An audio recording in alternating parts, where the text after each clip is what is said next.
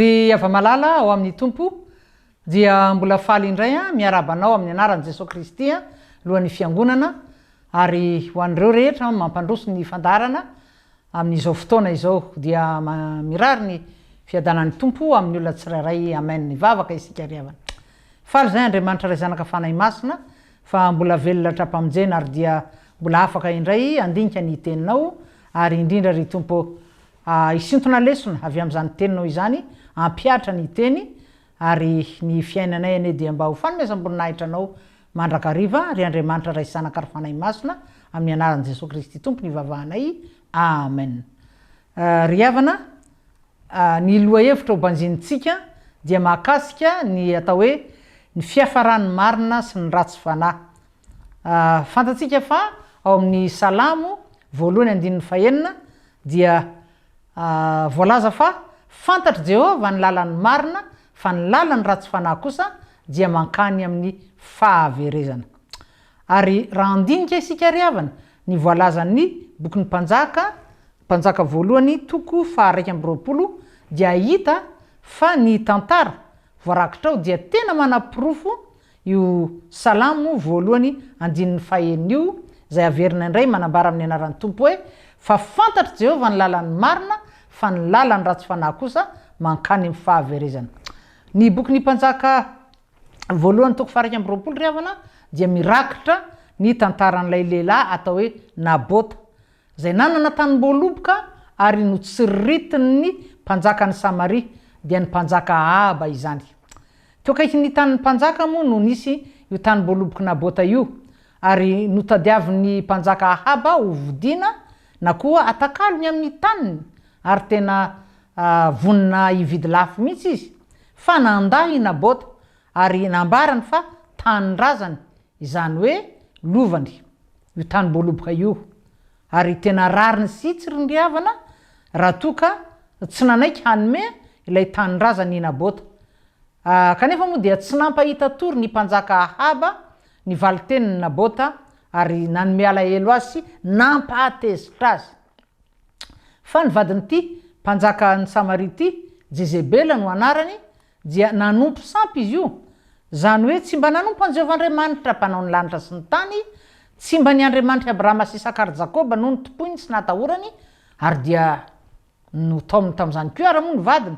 tsy mba Andriamanitra rain'i Jesosy Kristy tsy mba ny Andriamanitra ny Baiboly fa reo Andriamanitra ny Jentilisa Baala Astarta sy ny sisa no notopoiny fa ambonin'izany dia tena vehivavy loza be sy ratsy fanahy aoko zany ity Jezebela ity ary na dia Ahaba aza no mpanjaka dia tahakiny hoe izy Jezebela no mpitondra sy mpanapaka tao Samaria raha ny tantara moa ao anatin'ity bokin'ny mpanjaka ity no dinintsika ary mahafinaritra be fa voafetra ny fotoanantsika tsy aro voavaky daholo fa ho fitinina vetivety ry havana ny zavany seho teo anatren'izany fandavany Nabota izany ary dia niteny tamin'ny vadiny Jezebela ka nanao hoe fa iza moa i Nabota fa nga tsy anao ry Ahaba vadiko no mpanapaka sy mpanjaka eto amin'ity firenena ity izany ve dia ampiferinay avelao anaovako azy ary dia rafitra nanao zay fomba azahoana ilay tanim-boaloboka i Jezebela ary dia inona nataony nampanao fiampangana tsy marina any Nabota i Jezebela ry havana baikony ireo olona sy ny manan-kaja tao an-tanàna haninona nga io ianao hamorona dossier momba ny Nabota hay ve ry ava-malala ity hoe famoronana dossier rehefa misy olona tsy azoazo ny fitondram-panjakana ka tia ny mpitondra halentika ho meloina ho tanana amponja ho gadraina na ihany koa halaina baraka io masony be sy ny maro io masony fiarahamonina hay ve izy ty efa tamin'ny andro fahagola efa tamin'ny andron'ireo mpanjakan'ny Israely fa izay efa ela be talohan'i Jesosy Kristy no efa nisy ity famoronana dossier ity ary rehefa vita soamantsara zany ny antota taratasy izay fiampangana feno osika sy lainga nentina anendrikendrehana ny Nabota dia inona no niseho ry havana navoaka teny ivelan'ny tanàna ho hitany be sy ny maro ity Nabota ity ary dia notoram-bato mandra-pahatapitry ny ainy saingy zao ry havana ny zavatra azo avy amin'ny tsy fahamarinana ny arena azo amin'ny alalan'ny fanambakana ny zavatr'olona norobaina ankeriny eny mety tsy afa-ny aro-tena ny tompony mety azony olona ny vonoina ho faty aza ka dia lasa ny mora foana ny fananany hafa mety ho vola zany mety ho trano zany mety ho tany zany mety ho zavatra maro samihafa asa firavaka volamena sy ny sisa zany hoe fananana izay atsembonin'ny tavan'ny hafa nazahoany azy Andriamanitra kosa ry havana mahita izany Andriamanitra mahita ny miseho rehetra ary tsy ataon'Andriamanitra hafa maina ny pisoloky zavatr'olona tahaka an'izany ry havana misy ny lesona voalohany zany azontsika tsoahany fadio alaviro tahaka ny fasambao manao ratsy olona na inona antony na manana fahefana manahoany ianao ary naizanaiza toerana misy azy misy anao ary Andriamanitra tsy hoe mahita fotsiny fa amin'Andriamanitra azy marina masina tia fahamarinana de tena fantany izay ataony Andriamanitra raha teo izy fantany ny ataony manoloana ireny hetraketraky ny ratsy fanahy amin'ny hafa ireny tsy mitazam-potsiny tsy akory Andriamanitra ry havana sanatry ary ny taolo razantsika aza nge efa nahalala ny fisiny io Andriamanitra io raha tsy mbola tafiditra teto Madagasikara akory ny baiboly ka efa nahainy teny izy ireo hoe aza ny loasa mangina no jerena fa Andriamanitra ao an-tampony loha saingy zao alohan'ny andraisan'Andriamanitra ny fepetra ny fanapahan-kevitra ny famaizana alohan'ny ampiaran'izay mety ho sazy mifanaraka amin'ny heloka vitan-dra olombelona de inona nataony maniraka mpaminany izy aloha maniraka ny olona izy aloha ary dia eto zany ry havana dia ny rano any amin'ny Ahaba mpanjaka ny mpaminany Eli Tisbita aninona moa ilaza amin'ny mpanjaka ny tsy mety nataony ampitandrina azy taditsika ihany koa angamba ry havana ny fahadalana ny fahotana nataony Davida mpanjaka ihany koa tamin'ny fotoan'andro ny tsiriritiny lay vehivavy tsara bika sy tsara tare Batseba lay vadina miaramila manambony nahatra ambony tao amin'ny tafiky ny Israely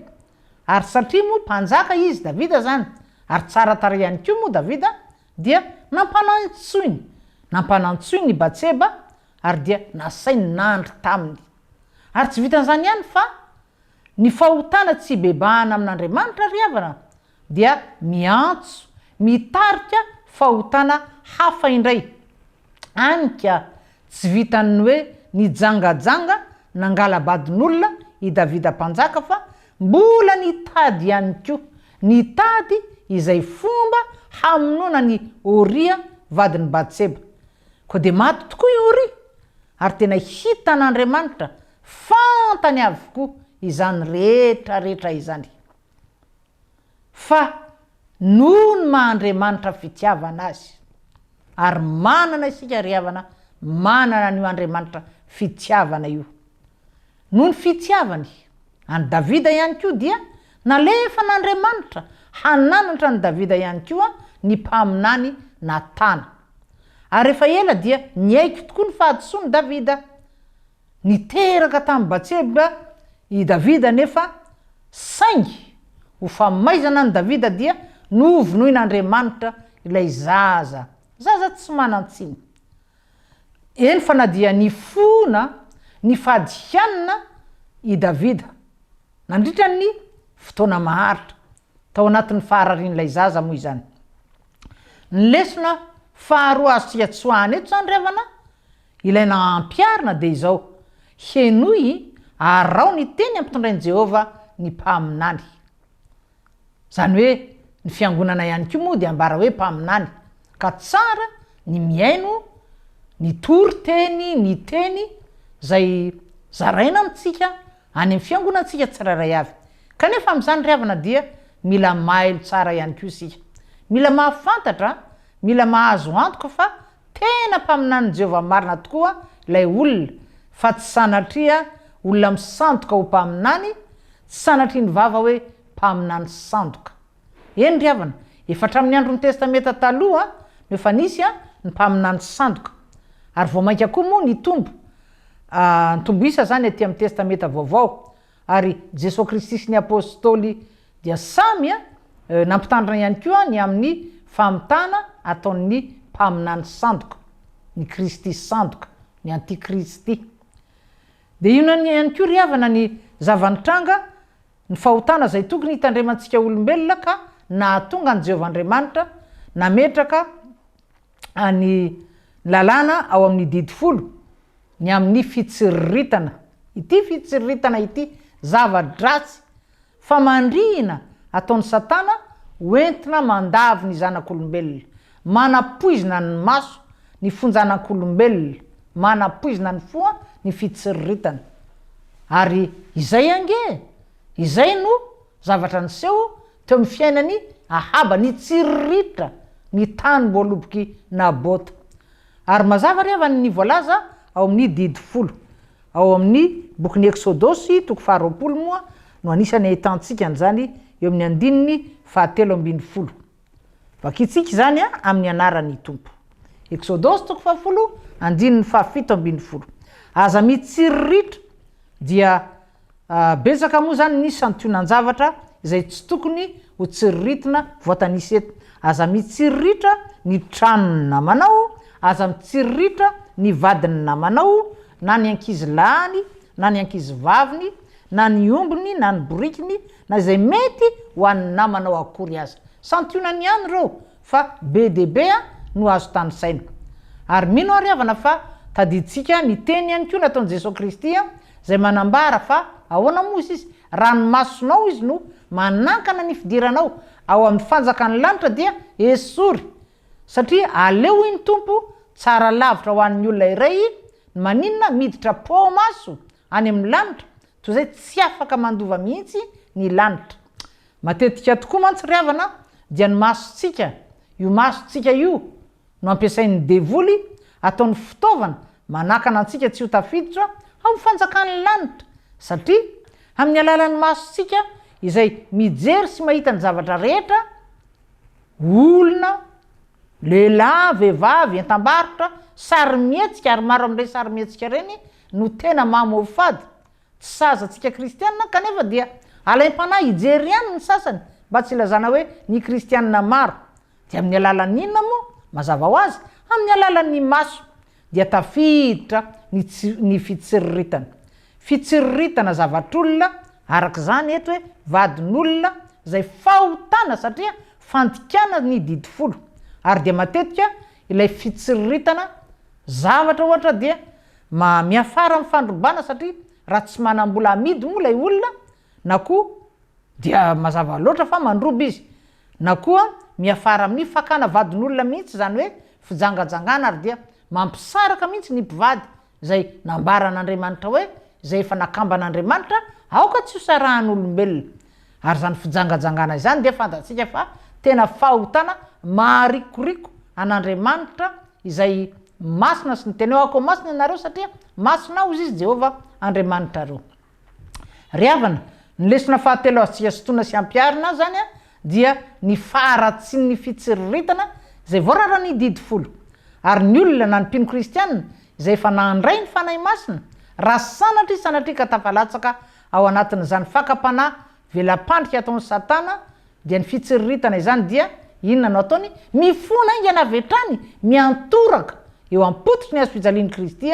ary miezaka eo ambany fitarihan'ny fanahy masina tsy amerina izany intsony. Dia ina koa ry havana no hitatsika atao anatin'izao boky ny mpanjaka voalohany 2:20 izao, tsy afabela ry hava-malala ny mpanao ratsy, fa na hoela na hoaingana dia tsy maintsy mivaly aminy, eny hatramin'ny taranany mihitsy aza ny ratsy nataony. Andengy mba hovakitsika ny andininy mpanjaka voalohany zany 2:20 isika, dia ny andininy 7:20 sy ny 4:20. Zao ny vakiny amin'ny anaran'ny tompo. Ary ny amin'ny Jezebela koa dia nolazainy Jehova hoe ny alika hihinana ny Jezebela eny ivelany mandany Jezirela zay taminga ny Ahaba maty eo an-tanàna dia hohaniny alika ary zay taminga ny maty any an-tsaha kosa dia hohaniny voromanidina. Mazava be zany ry hava-malala. Zany hoe lesona manaraka azy tonona ampiarina zany a dia zao fahamarinana zay voarakitra ihany koa amin'ny bokin'ny fahendrena, bokin'ny Obolana zay milaza amin'ny anaran'ny Tompo hoe tsy misy ratsy sy manjony marina fa henidoza eniky ny loza zany, henidoza kosa ny ratsy sy fanahy. Io moa dia hitantsika ao amin'ny bokin'ny Obolana toko 2:20 andininy 1:20. Averina indray manambara hoe amin'ny anaran'ny Tompo ny Obolana toko 2:20 andininy 1:20 tsy misy ratsy manjony marina fa henidoza kosa ny ratsy sy fanahy. Ary ny tantaran'ny Joba revana dia tena maneho miharihary ny fahamarinany ity tenin'Andriamanitra ity. Averina indray ao amin'ny bokin'ny Obolana toko 2:20 andininy 1:20 manambara hoe tsy misy ratsy manjo ny marina fa henidoza ny ratsy sy fanahy. Taditsika angamba ny tantaran'ny Joba zay voalaza ao amin'ny boky io moa zany fa lehilahy marina sy mahitsy natahotra an'Andriamanitra sady ny fadiny ratsy. Intelo izany no miverina ao anatin'ny bokin'ny Joba. Ary rehefa voazahatoetra moa zany Joba dia mbola velona 700 taona taoriny fizahatoetra zany, ary dia nahita hatramin'ny zafindohaliny dia maty izy rehefa tratrantotra ka ela ny ainany. Araka ny voalaza moa io ao amin'ny Joba mamarana mihitsy ny tantara zany. Joba toko 2:20 eo amin'ny andininy 4:20 sy ny 7:20. Zany hoe raha mba manahaka any Joba zany isika zanak'olombelona, Joba marina mahitsy natahotra an'Andriamanitra sady ny fadiny ratsy, na dia teo azy ny fizahatoetra faran'izay mahamay nampiarin'Andriamanitra taminy mba azahoan'Andriamanitra mirehare eo anatrehan'ny Satana, dia aoka ho fantatsika fa tena zava-dehibe ho mason'Andriamanitra ny fananany mpanompo tahaka an'izany. Araka ny nambara teo hoe tena afaka ny rehareha teo mason'ny Satana, Andriamanitra no ny amin'ny fananany any Joba. Ary atao fifaliana ho antsika ry havana raha hoe mba afaka mirehareha noho ny amintsika ihany koa Andriamanitra, koa namanahoana fijerin'ny olona fieverany manodidina antsika, mety ho fianakaviana io, mety ho tapaka sy namana io, eny mety ho mpiara-mivavaka azy. Rehefa faly amintsika Andriamanitra dia izay no lehibe indrindra, tena zava-dehibe izany. Dia ino koa no hitantsika ato anatin'ity tantarany Nabota sy Ahaba ary Jezebela ity? Jehova Andriamanitra no mpamaly ny natao. Ary tena voasoratra io teny io ao amin'ny Salamo ry havana, Salamo 4:7. Vakitsika nge ny andininy voalohany, Salamo 4:7 zao no voasoratra eo amin'ny andininy voalohany, vakina amin'ny anaran'ny Tompo. Jehova Andriamanitra mpamaly ny natao, Andriamanitra mpamaly ny natao, mamirapiratra. Zay zany no voasoratra, Andriamanitra no mpamaly ny natao, na tsara na ratsy. Ary efa niteny koa zany Jehova Andriamanitra ry havana, tadidinao angambe ao amin'ny bokin'ny Exodosy toko 4:20 andininy 4:20 fa ahoana hoy izy? Izaho izy tamin'ny zanak'Israely moa, ary tsika kristiana no ambara hoe Israely vaovao, izaho hiady ho anareo izy fa hianareo kosa hangina. Ka raha raisinao an-tanana ny adinao zany dia tsy miditra Andriamanitra, fa raha avelanao Andriamanitra hiady ho anao dia haresy ianao eny, manoatra noho ny mpandresy ny apôstôly Paoly amin'ny alalan'ilay tiantsika dia Jesosy Kristy. Ary fantatsika mpino kristianina fa hiverina kristianina moa hitsara ny velona sy ny maty. Ary ny olona rehetra dia tsy maintsy ho hita toetra miharihary eo amin'ny fitsaran'ny Kristy. Io moa dia voasoratra ny apôstôly Paoly nanoratra an'io ao amin'ny Korintianina 2 toko 5:20.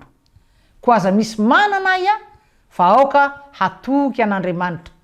fa tadidinao angamba ny voasoratra ao amin'ny bokyny salama fa 420 izay hoe zay matoky an Jehova dia tahaka ny tendrombohitra ziona tsy mietsika fa mitoetra mandrakizay. Ary ny bokyny Isaia mpaminany kosa dia voasoratra hoe izay miandry an Jehova dia androso hery izy eritra no iakarany tahaka ny voromahery iazakazaka izy nefa tsy ho sasatra andeha izy nefa tsy ho reraka. Ary farany ry havana ho fampahirizana antsika miombona tamin'izao fandaharan'izao dia tadidio ny teny nataon'i Jesosy Kristy raha nanao lay toriteny lavabe izy teo an-tendrombohitra ka nampianatra araka ny Mateo 5:17 hoe sambatra zay enjena noho ny fahamarinana fa aza ny fanjakan'ny lanitra. Ry havana tena fanenjena tsy ara-drariny tsy mari-potitra zany nampiarina tamin'ny Nabota izay nalaina baraka teo mason'ny mpiarabelona tamin'ny alalan'ny fiampangana tsy marina namoronana dossier ary dia nitrombato koa dia maty noho izany. Ry havana azadonoina fa raha mbola tany koa ny tany eny eto amin'izao tontolo zao dia misy ary tsy foana reo olona zay mitsangana ho fahavalon'ny fahamarinana fahavalon'Andriamanitra fahavalon'ny mpino kristianina hitsangana ho fahavalon'ny fiangonana no ny antony maro samihafa zay mety tsy ampoizinao akory kanefa fantatsika fa fandalovana ihany ny eto hoe azadonoina fa mandalo ihany isika eto an-tany. Zany tsy midika hoe tsy miraharaha ny fiainana eto tsika tsy hoe olona manao croiser les bras rehefa misy zava-miseho hoe olo-pirenena mitazan-tavitra fotsiny ny zava-miseho na ny tsy mety fa tsy maintsy mijery isika mandinika miezaka mamantatra ny zava-miseho manodidina eo milafy ny rehetra ary tarafitsika amin'ny alalan'ny tenin'Andriamanitra izany rehetra zany amin'ny mampanopin'Andriamanitra antsika ary tsy maintsy mandray andraikitra koa isika arak'izay tandrifiny tsirairay avy. Ary raha olona manana ny fanahy masina mandeha araka ny fanahy masina dia ahoana hoe nambaran'ny apôstôly Paoly amin'ny Korintianina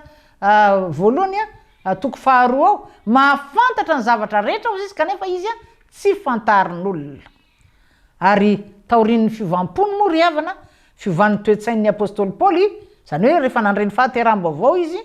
dia niaina zany traikefa izany izy ny olona mandeha araka ny fanahy izy mahafantatra ny zavatra rehetra fa izy tsy fantarin'olona. Ary tena marina ny fanambaran'ny apôstôly Paoly ary dia nandray ny andraikitra tandrify azy izy amin'ny maha-olo-pirenena azy tamin'ny fotoana tamin'izany fotoana zany moa izy moa fantatsika fa sady olo-pirenena jiosy kanefa ihany koa romanina ary samy joro izy ny teny teo ny loany manam-pahefanisana ambaratongony ny ambaratonga ny mpanjaka ny gouvernoura sy ny sisa ary tena fantany fa ny tompony niaro azy nametraka mandrakariva ny teny teo ambavany ary izy koa moa ry havana dia olombavaka saingy izao isika kosa tsy manorina fanantenantsika eto an-tany fa raha izany dia tsy misy mampiavaka antsika amin'ny olona izao tontolo izao fa ny tanjontsika dia ninona fandovana ny lanitra fidirana ao amin'ny Jerosalema vaovao ary tsy ny olona tahaka ny Jezebela manompo sampy manao ankery ny zavatr'olona manarabaraka olona tsy manantsiny sy mamono na dia vadina manam-pahefana lehibe aza tsy ny olona toy izany no fakatahaka ary rehefa nahavita zany ratsy toy vakan'izany moa Jezebela dia tsy mba nahalala ny fona tamin'Andriamanitra akory tsy mba voalaza fa nenje ny feon'ny fieritreretany tsy mba nandiny tena tsy mba nanenina tsy mba nibebaka. Ry havana ny olona toy izany na oviana tsy andovan'ny lanitra ary ny fiafaran'ny fiainany efa nivakitsika teo fa lasa sakafo ny alika ary ny fahafatesan'ny Jezebela moa ry havana dia efa fiandohan'ny afobe izay miandry ny olona tsy mibebaka aorian'ny fahafatesany. Ingane ry havana izany afatry ny tompo izany ho tafalatsaka tsara ao anatintsika ary ho lasa fiainantsika ampaharitra antsika amin'ny fiandrasana ny fiverenan'ny tompo eny amin'ny raon'ny lanitra dia atolotsika ho an'Andriamanitra voninahitra. Amen. Hivavaka isika. Tompo faly indrindra izahay satria afaka manatsoaka lesona maro samihafa avy amin'ny teninao dia ny teninao zay velona sy mahery aina ho an'ny mahazo azy fahasalamana ho an'ny nofony rehetra ary efa nambaranao aza Jesosy Kristy fa ny lanitra sy ny tany ho levona fa ny teninao tsy mba ho levona ka dia tafalatsaka tsara ao anatinay ane izany teny izany ry tompo ary dia misaotra anao izay amin'ny anaran'i Jesosy tompo. Amen. Ry havana dia tapitra indray ary ny fandarantsika koa dia amin'ny afaka herinandro indray raha mbola tsy miverina eny amin'ny raha milanitra Jesosy Kristy veloma indrindra tompoko